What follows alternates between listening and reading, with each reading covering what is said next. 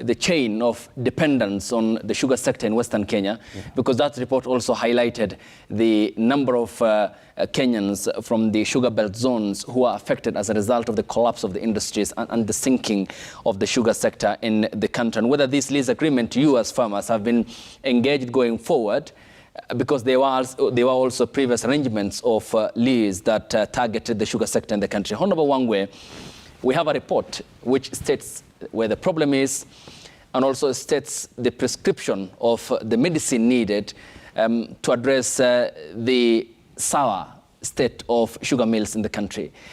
I mean, where is the goodwill here? Because the content is there. Where is the goodwill? And do you foresee that coming from the current administration to address the sugar sector in Kenya? Thank you. I just want to walk in the footsteps of Mheshimiwa Nabii and say the main issue that we need to address here is the issue of goodwill. Yeah. That is it. And in this country, right from independence, goodwill of our country is just in one person, the president.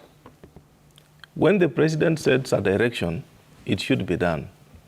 And that is the way it has to go. And if the president said, like the way Mheshimiwa Nabii did say, that we need to do this, and it was not done, that's negating on that order, which I feel the then administration should have taken action accordingly to the CS of Agriculture.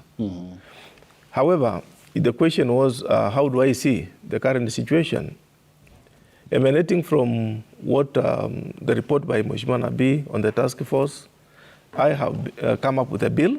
This is not the first time it's coming up. It was supposed to have been done last Parliament, which we did in the National Assembly, and it collapsed in the Senate. That is now just a sign of not there being goodwill.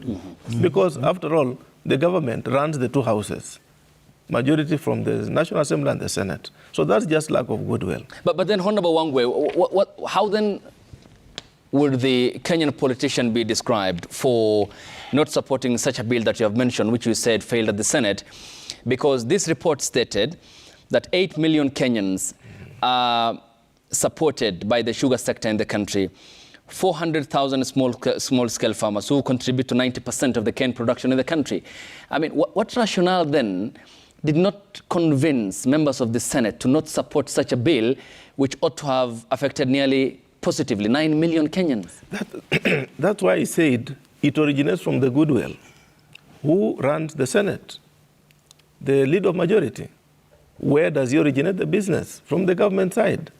So if he chooses, and this was a private member bill into the House, if he chooses to alternate between the national government bills versus these private member bills, that's just now, the issue is the president was supposed to call him to order and say, in as much as this is a private member's bill, it's of national concern. And I say so with one thing in mind, Abdi.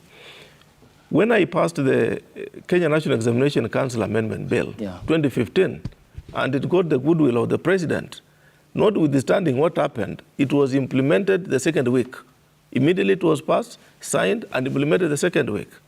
Therefore, this is an issue which we must call that if the president of the day wants the sugar industry revamped, definitely is going to work. So we are here, as a leader, I want to call on the president to really appreciate the pain of Kenyan farmers, to really appreciate the pain of Kenyan consumers, that the sugar price is high, Kenyan farmers are suffering. Can we then now implore to him and say, can he also support our bill on the floor from where he sits? The president does not come on the floor in the House, but through his goodwill, through instructions from the leader of majority, they will definitely support my bill. So it's important to say that we need the goodwill of the current regime. Okay. Let me come to you. Okay.